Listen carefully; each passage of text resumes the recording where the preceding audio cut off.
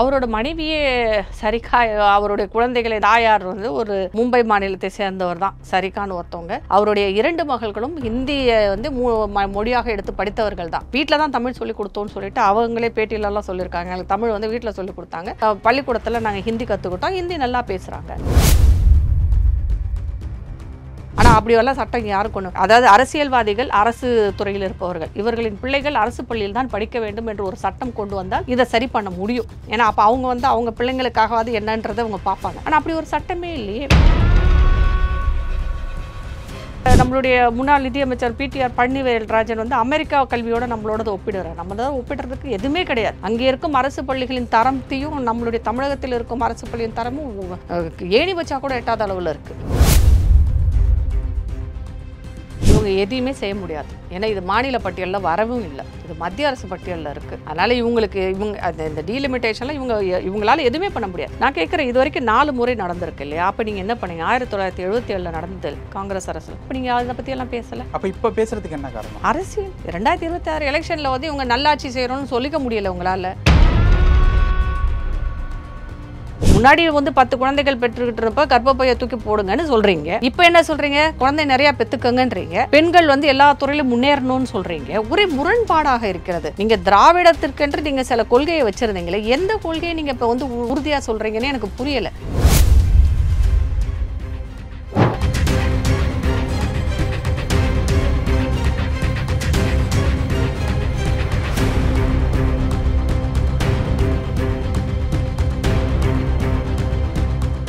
ரியலோ நேயர்களுக்கு வணக்கம். இன்று நம்மளுடைய நேர்காணலுக்கு அரசியல் விமர்சகர் ராதா தேவர் அவர்கள் இணைஞ்சிருக்காங்க. மேம் வணக்கம். வணக்கம். எப்படி இருக்கீங்க? நல்லா இருக்கும்.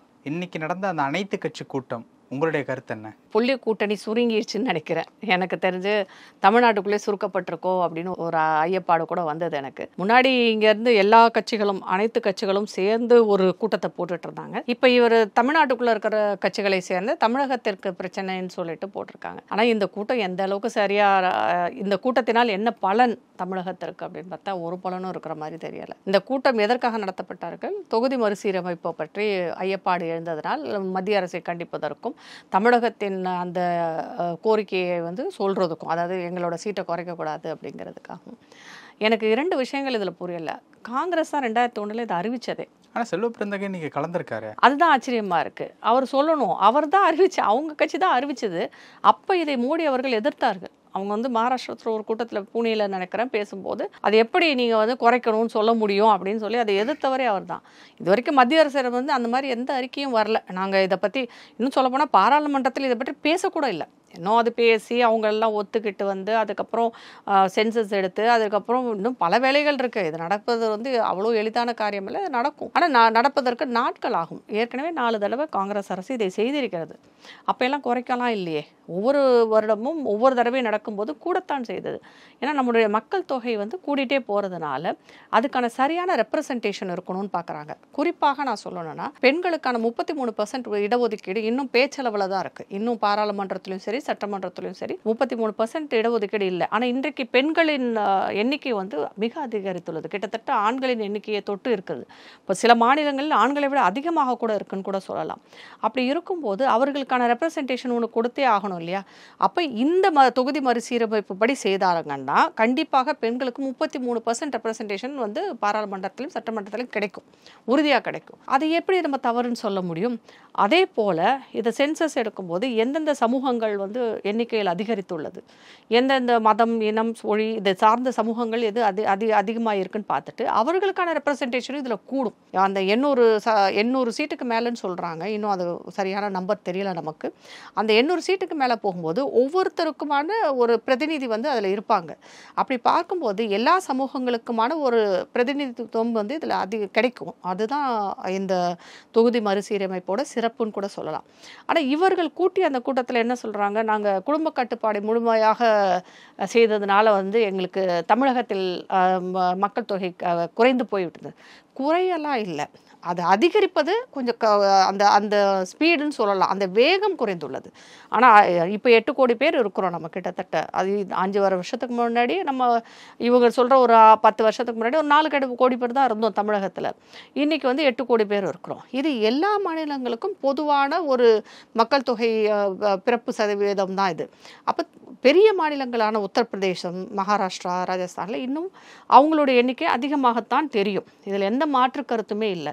தமிழகத்தை பொறுத்த வரைக்கும் ஏன் இங்கே வந்து கட்டுப்பாடில் வைத்திருக்கிறோம் ஒன்று, இன்னொன்று ஏன் குறைவாக இருக்குது, அதாவது மற்ற மாநிலங்களை ஒப்பிடும்போது ஏன் தமிழகத்தில் குறைவாக இருக்குது, நிறைய காரணங்களை நாம் சொல்லலாம்.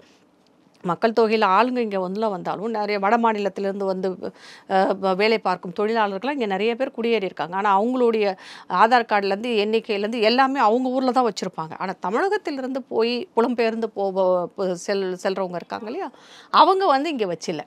அவங்க இப்போ மும்பை போய் குடியேறினாங்க, அவங்க அங்கேயே செட்டில் ஆகிடுறாங்க. அதே மாதிரி தான் பிற ஊர்களிலிருந்து தமிழகத்திற்கு வந்து இங்கே ஆதார் கார்டோ இல்லை இங்கே ஏதாவது ஒரு விதமான அத்தாட்சி தமிழகத்தை சேர்ந்தவர்கள் வைப்பது ரொம்ப மிக குறைவான ஒரு விஷயம். ஓகே, அது தமிழகம் இன்னும் சொல்லப்போனால் தமிழகத்தை விட கேரளா இதில் அதிகமாக பாதிக்கப்படும். ஏன்னா கேரளா மலையாளிகள் வந்து உலகம் பூரா பரவி இருக்காங்க, அது இந்தியா ஃபுல்லாக பரவி இருக்காங்க. அதனால் கேரளாவில் இருக்கிற மலையாளிகள் வந்து மிக குறைவு, அதனால் அவங்களுக்கு சீட்டு குறையும். அப்போ கமல் அவர்கள் இன்னைக்கு கலந்துக்கிட்டு வெளியில் நடந்த ஒரு செய்தியாளர் சந்திப்பில் என்ன சொல்லியிருக்காருன்னா, ஹிந்தியா அப்படின்னு மாற்றுறதுக்கு உண்டான வேலை தான் அதெல்லாம் நடந்துகிட்டு இருக்கு அப்படின்ட்டு பேசியிருக்காரு. அவரோட மனைவியே சரிகா, அவருடைய குழந்தைகளின் தாயார் வந்து ஒரு மும்பை மாநிலத்தை சேர்ந்தவர் தான், சரிகான்னு ஒருத்தவங்க. அவருடைய 2 மகள்களும் ஹிந்தியை வந்து மொழியாக எடுத்து படித்தவர்கள் தான். வீட்டில் தான் தமிழ் சொல்லிக் கொடுத்தோன்னு சொல்லிட்டு அவங்களே பேட்டியிலலாம் சொல்லியிருக்காங்க. எனக்கு தமிழ் வந்து வீட்டில் சொல்லிக் கொடுத்தாங்க, பள்ளிக்கூடத்தில் நாங்கள் ஹிந்தி கற்றுக்கிட்டோம், ஹிந்தி நல்லா பேசுகிறாங்க. இப்போ கமல் மாதிரியான ஆட்களுக்கு வந்து நிறைய வாய்ப்புகள் கிடைக்கும் அவர்களுடைய குழந்தைகளை வந்து ஹிந்தி சொல்லிக் கொடுப்பதற்கு. இந்த ஹிந்தி எதிர்ப்பு என்பதே வந்து அரசு பள்ளிகளுக்கானது தான். ஏன்னா தனியார் பள்ளிகளுக்கு இந்த கட்டுப்பாடு இல்லை, அவங்க எதை வேணாலும் சொல்லிக் கொடுக்கலாம். ஆனால் அரசு பள்ளிகளில் இருக்கும் மாணவர்கள் வந்து ஏழை, அதாவது கடைநிலை, கீழ்நிலையில் இருக்கும் மக்கள் தான் அதிகமாக சேர்றாங்க. உண்மையில் அப்படி இருக்கக்கூடாது. என்ன கேட்டால் அரசு துறையில் இருக்கும் எல்லோருமே வந்து அவர்களுடைய குழந்தைகளை அரசு பள்ளிகளில் சேர்க்க வேண்டும் என்ற ஒரு சட்டம் கொண்டு வந்தால்தான் இது சரியாகும். ஆனால் அப்படியெல்லாம் சட்டம் யாரும் அதாவது அரசியல்வாதிகள், அரசு துறையில் இருப்பவர்கள், இவர்களின் பிள்ளைகள் அரசு பள்ளியில் தான் படிக்க வேண்டும் என்று ஒரு சட்டம் கொண்டு வந்தால் இதை சரி பண்ண முடியும். ஏன்னா அப்போ அவங்க வந்து அவங்க பிள்ளைங்களுக்காகவாது என்னன்றதை அவங்க பார்ப்பாங்க. ஆனால் அப்படி ஒரு சட்டமே இல்லையே. இதில் நம்மளுடைய முன்னாள் நிதியமைச்சர் பிடிஆர் பழனிவேல்ராஜன் வந்து அமெரிக்கா கல்வியோட நம்மளோட ஒப்பிடுறார். நம்ம தான் ஒப்பிடுறதுக்கு எதுவுமே கிடையாது. அங்கே இருக்கும் அரசு பள்ளிகளின் தரத்தையும் நம்மளுடைய தமிழகத்தில் இருக்கும் அரசு பள்ளியின் தரமும் ஏணி வச்சா கூட எட்டாத அளவில் இருக்குது. அங்கே அவங்களுடைய தாய்மொழி ஆங்கிலம் தான் கட்டாய பாடமாக இருக்குது. இங்கே வந்து நம்மளுடைய அரசு பள்ளிகளில் தமிழில் கட்டாய பாடம் போட்டுட்டு ஆங்கிலத்தை 2வது மொழியாக நீங்கள் வைக்கிறீங்க. ஏன் ஒரு 3வது மொழியை வைக்கிறதுக்கு உங்களுக்கு என்ன பிரச்சனை இருக்குது? அது பண்ண மாட்டேங்கிறாங்களே. அது போக இன்னொரு விஷயத்தையும் ஒரு முதல்வர் அவர்களும் சொல்லியிருக்கிறாங்க.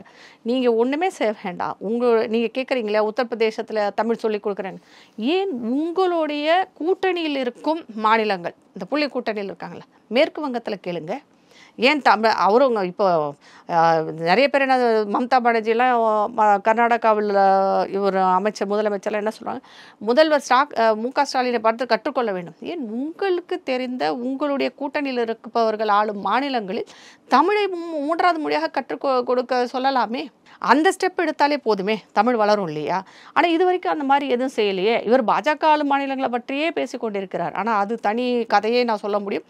உத்தரப்பிரதேசத்தில், குஜராத்தில், மகாராஷ்டிராவில், டெல்லியில் தமிழ் மீடியம் பள்ளிகள் உண்டு. தமிழ் மீடியத்துக்காகவே வச்சிருக்கிறாங்க. 21 பள்ளிகள் இருக்குது குஜராத்தில் எல்லாம். அதெல்லாம் அங்கே நடந்துட்டு தான் இருக்குது. நான் கேட்பது என்றால் 3வது மொழியாக தமிழை வந்து நீங்கள் வைப்பீங்களான்னு இவங்க கேட்கறதுக்கு பதிலாக நான் என்ன சொல்கிறேன், நீங்கள் மற்ற மாநிலங்களிடம் அந்த தேசிய கல்விக் கொள்கையில் இது இருக்குது, மாநிலங்களுக்கிடையான ஒரு புரிதல் ஒப்பந்தம் போட்டுக்கொண்டு உங்களுடைய மொழிகளை அங்கே சொல்லிக் கொடுப்பதற்கும் ஆசிரியர்களை நியமிப்பதற்கும் நீங்கள் வழிவகை செய்யுங்கள் சொல்லியிருக்கிறாங்க. அதை செய்யலாம் இல்லை? அப்போ தமிழ் மொழி வளரும்ல. மற்ற மாநிலம் கேரளாவில் சொல்லிக் கொடுக்கறதுக்கு நீங்கள் போய் கேரளா மினிஸ்டர்கிட்ட பேசுங்க, தெலுங்கானா மினிஸ்டர்கிட்ட பேசுங்க, ஆந்திராவில் பேசுங்க, கர்நாடகாவில் சொல்லுங்கள். அங்கெல்லாம் போய் தமிழ் மொழியை வந்து ஒரு விருப்ப பாடமாக படிக்கிறதுக்கான ஒரு முயற்சி எடுக்கலாம்ல. இதுதான் வந்து ஒரு பாசிட்டிவான அரசியலாக நான் பார்க்குறேன். ஆனால் இவங்க மொழிகளை ஆதரிப்பதற்கு பதிலாக எதிர்ப்பு அரசியல் செய்வது வந்து ஒரு நெகட்டிவான அரசியல் தான். ஒரு மொழியை எதிர்ப்பதால் நமக்கு என்ன இங்கே வந்து கிடைச்சிட போகுது? ஒன்றுமே கிடைக்க போகிறது கிடையாது. இந்தியை எதிர்ப்பதால் ஒரு கடைநிலை தமிழனுக்கு என்ன நன்மை பயக்கப் போகிறது அது? ஓகே, இது ஒரு வேலிடான ஒரு பாயிண்டாக இருந்தாலும் இன்னைக்கு அந்த அனைத்து கட்சி கூட்டத்தில் வந்து தென்னிந்திய கூட்டமைப்பு அமைப்போம் அப்படின்ட்டு வந்து ஸ்டாலின் அவர்கள் வந்து சொல்லியிருக்காங்க. இன்னைக்கு கூடின கட்சிகள் எல்லாமே தமிழ்நாடு ரிலேட்டபிளான கட்சிகள். நம்ம தமிழ்நாடை தாண்டி ஆந்திரா, தெலுங்கானா, கேரளா, கர்நாடகா இந்த 4 ஸ்டேட்டில் இருக்கிறவங்களும் இது ரிலேட்டபிளான விஷயங்களுக்கு ஒத்துக்குவாங்களா? ஏன்னா அவங்க இந்த கூட்டத்தில் கலந்துக்கல. அவங்களுக்கு இப்போ தான் இந்த நியூஸே வந்து போயிருக்கும். ஸோ அப்படிங்கிற பட்சத்தில் வந்து இது எந்த அளவுக்கு கரெக்டாக இருக்கும்? தென்னிந்திய எல்லா மாநிலங்களிலும் ஹிந்தி வந்து கற்றுக் கொடுக்கப்படுகிறது. கட்டாய பாடமாக கற்றுக் கொடுக்கப்படுகிறது. கேரளாவில் உண்டு, கர்நாடகாவில் உண்டு, ஆந்திரா, தெலுங்கானாவில் எல்லா இடங்கள்லையும் ஹிந்தி வந்து ஒரு மொழியாக கற்றுக் கொடுக்கப்படுகிறது. தமிழ்நாட்டில் மட்டும்தான் இல்லை. அதனால் இவர் சொல்கிறது அவங்க எப்படி கேட்பாங்க? அப்படி அவங்க கேட்டால் அவர்களுடைய மாநில மக்களின் நலனை தானே அவங்க பார்க்க முடியும். தமிழக மாநில மக்களின் நலனையை பார்க்க போகிறாங்க. காவிரியில் தண்ணி கூட விட மாட்டேன்றாங்க. அவங்க எப்படி நம்ம சொல்கிறத கேட்பாங்க? இது ஒரு முட்டாள்தனமான ஒரு அறிக்கையாக இருக்குது. தென்னிந்திய கூட்டமைப்பு என்பது ஏற்படுவதற்கு வாய்ப்பே கிடையாது. ஏன்னா காங்கிரஸும் கம்யூனிஸ்டும் ஒன்றா எப்படி சேருவாங்கன்னு இவங்க எதிர்பார்க்குறாங்க. சேருவதற்கான வாய்ப்பே இல்லையே. ஏன் தமிழ்நாட்டிலே ஒன்றா சேர கம்யூனிஸ்ட் கட்சிகள் வந்து திராவிட கட்சிகள் சொல்வது எல்லாவற்றையும் ஏற்றுக்கொள்கிறதா? இருக்க முடியாது. அந்த மாதிரி பல பிரச்சனைகள் அவங்களுக்குள்ளே இருக்குது. அதே மாதிரி ஆந்திராவில் இருக்கும் இவர் நாயுடு வந்து சேர போகிறாரா? அவர் பாஜக கூட்டணியில் ஏற்கனவே இருக்கிறார். அவர் எப்படி உங்கள் கூட்டணியில் வந்து தென்னக கூட்டமைப்புலாம் வந்து சேர போகிறாரு? கண்டிப்பாக வாய்ப்பே இல்லை. இன்றைக்கு காங்கிரஸ் கட்சி கர்நாடகாவை ஆளுகிறது. நாளைக்கு பாஜக வந்தாலும் வர்றதுக்கு வாய்ப்பு இருக்குது. அப்புறம் எப்படி இவங்க கூட வந்து சேருவாங்க? நாளைக்கு கேரளாவில் என்ன நடக்க போகுதுன்னு நமக்கு தெரியாது. கட்சி இவர் தென்ன கூட்டமைப்புன்னு எதை வச்சு இவர் சொல்கிறாரு? இதெல்லாம் வந்து மக்களை ஏமாற்றுவதற்கான ஒரு வழி தான். இன்னைக்கு அந்த அனைத்து கட்சி கூட்டத்தில் தமிழ்நாட்டுக்கு தொகுதிகள் குறைய போகுது. 39லேருந்து 31 குறைய போகுது. உத்தரப்பிரதேஷ், பீகாருக்கு அதிகரிக்க போகுது அப்படின்னு சொன்னாங்க இல்லையா? இங்கே குறைய போகுது, அங்கே அதிகரிக்க போகுது. இங்கே குறையிறதையும் விடக்கூடாது, அங்கே அதிகரிக்கிறதையும் விடக்கூடாது அப்படிங்கிறது பேசுறது எந்த வகையில் அது கரெக்டாக இருக்கும்? இங்கே குறையிறதை தடுக்க முடியும். ஏன்னா இவங்க தடுக்க முடியும்னா இங்கே அவங்க முதலமைச்சர், ஆளும் கட்சி எல்லாமே பேசுறது அப்படிங்கிறது ஓகே. அங்கே உயர்றதையும் தடுக்கணும் அப்படின்னா அது எந்த அளவுக்கு கரெக்டாக இருக்கும்? இவங்க எதையுமே செய்ய முடியாது. ஏன்னா இது மாநில பட்டியலில் வரவும் இல்லை. இது மத்திய அரசு பட்டியலில் இருக்குது. அதனால் இவங்களுக்கு இந்த டீலிமிட்டேஷனில் இவங்களால எதுவுமே பண்ண முடியாது. நான் கேட்குறேன், இது வரைக்கும் 4 முறை நடந்திருக்கு இல்லையா? அப்போ நீங்கள் என்ன பண்ணீங்க? 1977 நடந்தது காங்கிரஸ் அரசில். அப்போ நீங்கள் அதை பற்றியெல்லாம் பேசலை. அப்போ இப்போ பேசுறதுக்கு என்ன காரணம்? அரசியல். 2026 எலெக்ஷனில் வந்து இவங்க நல்லாட்சி செய்கிறோன்னு சொல்லிக்க முடியலை உங்களால். இவர்கள் செய்தது என்ன சிறப்பான செயல், நாங்கள் இதெல்லாம் செஞ்சுருக்கோன்னு உங்களால் இவர்கள் சொன்ன அந்த தேர்தல் வாக்குறுதியில் எதை நிறைவேற்றியிருக்கிறாங்க? எதையுமே நிறைவேற்றலை. அதை மக்கள்கிட்ட சொல்ல முடியாததுனால இவங்க இப்படி ஒரு அரசியல், அதாவது எதிர்ப்பு அரசியலை கொண்டு வந்திருக்காங்க. என்னென்ன எதிர்ப்பு அரசியல்? இவங்க ஒன்று ஒன்றா நீங்கள் பார்த்தாலே தெரியும். ஹிந்தி எதிர்ப்பு ஆரம்பித்தாங்க, அது எடுபடலையா? அதுக்கப்புறம் இப்போ டீலிமிட்டேஷன் ஆரம்பிச்சிருக்காங்க. அதுக்கு முன்னாடி என்ன சொன்னாங்க? எங்களுக்கு நிதி ஒதுக்கீடு செய்யலை, நாங்கள் வந்து எங்கள் தமிழகம் வஞ்சிக்கப்படுகிறது. அதில் முதலமைச்சர் சொன்னாரே ஒரு இது, நாங்கள் வரி கட்டாவிட்டால் நீங்கள் என்ன பண்ணுவீங்க? வரியை எந்த மாநில அரசு வந்து மத்திய அரசுக்கு கொடுக்கிறது? எந்த மாநில அரசும் மத்திய அரசுக்கு வரி கொடுப்பதில்லை. அது ஐஜிஎஸ்டி, சிஜிஎஸ்டி, இது சென்ட்ரல் ஜிஎஸ்டின்னு சொல்லிட்டு தானாகவே மக்கள் தான் அரசுக்கு கட்டுகிறார்களே தவிர பிரித்து கட்டிடுவாங்க. கட்டும் போதே மாநில அரசுக்கு தனியாக கட்டுவாங்க, மத்திய அரசுக்கு தனியாக கட்டுவாங்க. எப்படி இவங்க கலெக்ட் பண்ணி என்கிட்டருந்து மக்கள் கிட்டேருந்து வாங்கி நீங்களாக கொண்டு போய் தரையே கிடையவே கிடையாது. எப்படி அப்படி ஒரு பெரிய பொய்யா அவர் சொன்னதே வந்து மிக ஆச்சரியமாக இருக்கிறது. அது ஒரு தவறான தகவல். அந்த மாதிரிலாம் பண்ண முடியாது. நிதி பகிர்மானம் என்பது மாநில அரசு மத்திய அரசுக்கு கொடுப்பதே கிடையாது. மத்திய அரசு தான் மாநிலங்களுக்கு பிரித்து கொடுக்கிறது. வர்ற அந்த என்ன சென்ட்ரல் கவர்மெண்ட்டுக்கு டாக்ஸ் போகுதோ அதையும் திருப்பி மாநிலங்களுக்கே பிரித்து கொடுக்கும் அந்த இதை செய்கிறது வந்து மத்திய அரசு தான். அதுக்கும் இந்த டாக்ஸை நிர்ணயம் பண்ணுறதுக்கு மாநிலத்தில் இருக்கும் எல்லா நிதியமைச்சர்களும் சேர்ந்து ஒரு கூட்டமைப்பு இருக்குது, ஜிஎஸ்டி கவுன்சில்னு சொல்லிட்டு. அவர்கள் எல்லோரும் சேர்ந்து எடுத்துக்கும் முடிவைத்தான் மத்திய அரசு கொண்டு வரும். மத்திய அரசாக யோசிச்சு ஒரு முடிவை செய்யவே முடியாது. இது கூட்டாட்சி தத்துவத்தில் தான் ஓடிட்டு இருக்கு ஏற்கனவே. அப்படி இருக்கும்போது நாங்கள் வரி கட்டாட்டி நீங்கள் என்ன பண்ணுவீங்கன்றது ஒரு என்ன சொல்கிறது, அடிப்படை டாக்ஸ் பற்றி வரிகளை பற்றிய ஒரு அறிவில்லாதவங்க பேசுகிற பேச்சு மாதிரி தான் எனக்கு இருந்தது. அது ஒரு முதலமைச்சர் சொல்வதை கேட்கும்போது மிகவும் ஆச்சரியமாக இருந்தது. நான் வரி கட்டாட்டி நீங்கள் என்ன பண்ணுவீங்கன்ற மாதிரி வீரபாண்டிய கட்டபொம்மனில் வர வசனம் மாதிரி பேசுகிறதெல்லாம் வந்து இன்றைக்கு இருக்கும் ஜனநாயக நடைமுறைக்கு ஒத்து வராது. இது அம்பேத்கரின் அரசியல் சாசனத்தில் என்ன சொல்லியிருக்கு? சொல்லியிருக்காங்களோ அதன்படி தான் இப்போதும் செல்கிறது. இன்னும் சொல்லப்போனால் இன்னும் அதிகமான ஜனநாயகத்துடன் சென்று கொண்டிருக்கிறது. அப்படி இருக்கும்போது இவர் கொடுக்கும் தகவல் எல்லாமே தவறு. வரி பகிர்மான நிதி பகிர்வை பொறுத்த வரைக்கும் தவறான தகவல். அதற்கப்புறம் வந்து தேசிய கல்விக் கொள்கை பற்றிய தவறான தகவல். ஏன்னா சமகிர சிக்ஷா அந்த PM ஸ்ரீ பள்ளிகளுக்கான ஒரு திட்டம், அது நமக்கான, அதாவது தமிழகத்திற்கான உரிமை இல்லை, அது ஒரு திட்டம். நாங்கள் ஒரு திட்டம் கொண்டு வரோம், உங்களுக்கு வேணும்னா நீங்கள் எடுத்துக்கோங்க, அதுக்கு இவ்வளோ நிதி கொடுக்குறோன்னு சொல்கிறாங்க. உங்களுக்கு வேணும்னா நீங்கள் எடுத்துக்கலாம், வேண்டாம்னா நீங்கள் வேண்டான்னு சொல்லிடலாம், அவ்வளோதான். ஆனால் நாங்கள் ஒத்துக்கிறோன்னு சொல்லிட்டு அதுக்கப்புறம் நிதி கொடுக்கலன்னு சொல்கிறது, எங்கள் ஆசிரியர்களுக்கு வந்து சம்பளம் கொடுக்க முடியலன்னு சொல்கிறது, அப்போ அவங்க கொடுக்குற நிதியை வச்சு தான் நீங்கள் வந்து திட்டமே போட்டிருக்கிறீங்களா இங்கே அப்படின்ற ஒரு கேள்வியெல்லாம் வருது இல்லையா? திட்டத்தை வந்து எதிர்ப்பதும் ஏற்பதும் உங்களுடைய விருப்பம். ஆனால் அது வந்து கட்டாயமாக எங்களுக்கு கொடுக்கணும்னு இவங்க கட்டாயப்படுத்தவே முடியாது. அது இவங்க ஏற்கனவே ஒத்துக்கிட்டாங்கன்னு மத்திய அரசும் சொல்லுது. அந்த விஷயத்தில் அரசியல் பண்ணாங்க. இப்போ என்னென்னா இந்த 3-4 அரசியலை பண்ணிவிட்டு இப்போ கடைசியாக கொண்டு வந்து தொகுதி இதில் கொண்டு வந்து நிப்பாட்டி இருக்கிறாங்க. ஓகே, இப்போ ஆரம்பித்த இடத்துக்கே வர்றேன். கூட்டம் அப்படிங்கிறது ஃபுல் அண்ட் ஃபுல்லாகவே ஒரு அரசியல் அப்படிங்கிற ஒரு பார்வையில் தான் பார்க்கலாமா? கண்டிப்பாக இது அரசியல் தான். 26 தேர்தலை நோக்கிய ஒரு அரசியலாகத்தான் பார்க்கிறேன். ஓகே, அப்போ வந்து அந்த தொகுதி மறுசீரமைப்பு குறையும் அப்படிங்கிற அந்த வாதத்தை எப்படி பார்க்க? வாய்ப்பே இல்லை, குறைவதற்கான வாய்ப்பே இல்லை, கூடுவதற்கான வாய்ப்புகள் தான் இருக்கிறது. நமக்கு எவ்வளவு கூடுது, பீகார் உத்தரப்பிரதேசுக்கு எவ்வளோ கூடுது, இதுதான் நாம் பார்க்க வேண்டியமே தவிர பார்க்கணுன்னு அவசியம் கூட இல்லை. நமக்கான வாய்ப்புகள் அதிகமாக இருந்தாலே போதும். அது வந்து ப்ரோரேட்டா பேசஸ்ன்னு சொல்கிறாங்க. இன்னும் எதுவுமே முடிவாகலை. அதனால் என்னால் இதை பெருசாக கமெண்ட் பண்ண முடியலை. ஆனால் ஜனத்தொகைக்கு ஏற்ற மாதிரியும் அந்தந்த சமூகங்கள் நம்ம எண்ணிக்கைக்கு ஏற்ற மாதிரியும் இது மாறும். அதனால் ஒரு நல்ல விஷயத்தை நான் பார்த்தது, பெண்களுக்கான அந்த எண்ணிக்கை வந்து கூடும். அப்படிதான் வந்து எல்லா சமூகங்களின் பங்களிப்பும் அதிகமாகும் என்பது தான் என்னுடைய கருத்து. இதில் அப்போ அவங்க குறையும் அப்படின்னு சொன்ன அந்த ஒரு வாதம் தவறு, கண்டிப்பாக தவறான வாதம். ஒரு நம்ம கொஞ்சம் லாஜிக்காக யோசிச்சு பார்த்தாலே தெரியும். 10 பேர் இருக்கும்போது 2 பேர் ரெப்ரசன்ட் பண்ணுறாங்க, 20 பேர் இருக்கும்போது எவ்வளோ பேர் வருவாங்க? 4 பேர் வருவாங்க. இது சாதாரண ஒரு கால்குலேஷன் தானே. அப்படி தான் நம்ம தமிழகத்திற்கு வரும். என்னென்னா உத்தரப்பிரதேசத்தில் 15 பேர் வர்றாங்களே அப்படின்னு ஒரு சொல்கிறாரு, வருவாங்க. ஏன்னா அங்கே நம்ம இங்கே 20 பேர் வந்திருக்காங்கன்னா அவங்க 30 பேர் ஆயிருக்கிறாங்க, அவ்வளோதான். இது உள்ள டிஃப்ரென்ஸ் தான். இதுக்காக இப்போ என்ன சொல்கிறாங்க, நம்ம அந்த குடும்ப கட்டுப்பாடை வந்து கட்டுப்படுத்தணும். எனக்கு ஒரு கேள்வி இதில் இருக்குது. காங்கிரஸ் கட்சி இந்த குடும்ப கட்டுப்பாடை கொண்டு வந்தவங்க யார்? இந்திரா காந்தி. அதில் மிக மிக தீவிரமாக செஞ்சது சஞ்சய் காந்தி அவர்கள். நிறைய பேரை வந்து பிடிச்சி கொண்டு போயெல்லாம் அப்போ குடும்ப கட்டுப்பாடு பண்ணாங்க அந்த டைமில். ஆமாம், அந்த 70 அவர் இறந்து போவதற்கு சில மாதங்களுக்கு முன்னாடி அதற்கு எதிராக பெரிய பிரச்சனையெல்லாம் வந்துச்சு. அதுக்கப்புறம் தான் எமர்ஜென்சி வந்தது. அந்த எமர்ஜென்சி காலகட்டத்தில் நிறைய ஆண்களை கொண்டு போய் கட்டாயப்படுத்தி குடும்ப கட்டுப்பாடு செய்தார்கள். ஏன்னா இந்த ஜனத்தொகை பெருகக்கூடாதுன்னு. இன்றைக்கி குடும்ப கட்டுப்பாடுனால பாதிக்கப்பட்டிருந்தாலும் அதுக்கும் காங்கிரஸ் தான் காரணம்.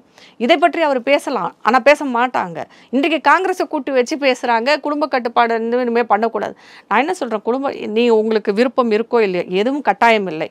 ஆனால் மக்கள் வந்து என்ன இன்றைக்கு வந்து ஏன் வந்து 2 குழந்தைகளோடு நிப்பாட்டிக்கிறாங்க? பொருளாதாரம் தான். பொருளாதாரம், வளர்ந்து வரும் நாகரிகம், இன்னும் நிறைய விஷயங்கள் இருக்குது. இது வந்து ஒரு சமுதாய நம்ம நோக்கில் தான் நம்ம பார்க்க வேண்டும்.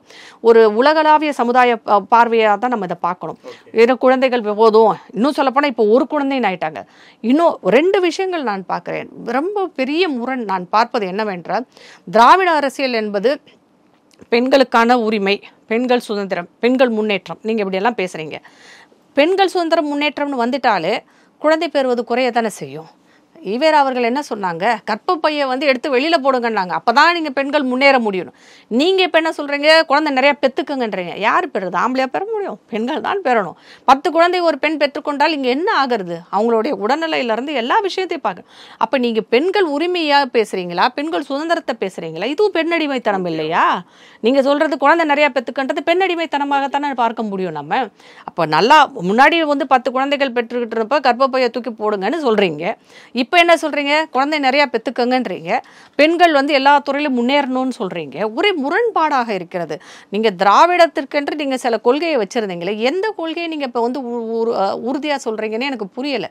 பெண்கள் சுதந்திரம் என்பது திருமணமே வேண்டான்னு வேற ஒரு இதெல்லாம் பேசுகிறாங்க. அதற்கப்புறம் வந்து அந்த எல்லா வேலையும் பெண்கள், அது ஆணுக்கு நிகர் சரிசமமாக எல்லாம் பண்ணணும். ஆணுக்கு நிகர் சரிசமமாக பிள்ளை பத்து போட முடியுமா? சொல்லுங்கள். இது ஒரே முரண்பாடாக இருக்கிறது. இவர்கள் பேசுவது எல்லாமே அரசியல் என்பது உன்னிப்பாக கவனித்தா தெரியும் நல்லா. மக்கள் அப்படி வந்து கவனிக்காமல் விடுறதுனால தான் இவங்க பேசுகிற எல்லா உளறல்களையும் நாம் ஏற்றுக்கொண்டு அவங்களுக்கே ஓட்டு போட்டு உட்கார வைக்கிறோம். பல விஷயங்கள் பகிர்ந்துக்கிட்டீங்க. நேரத்துக்கு ரொம்ப நன்றி. நன்றி.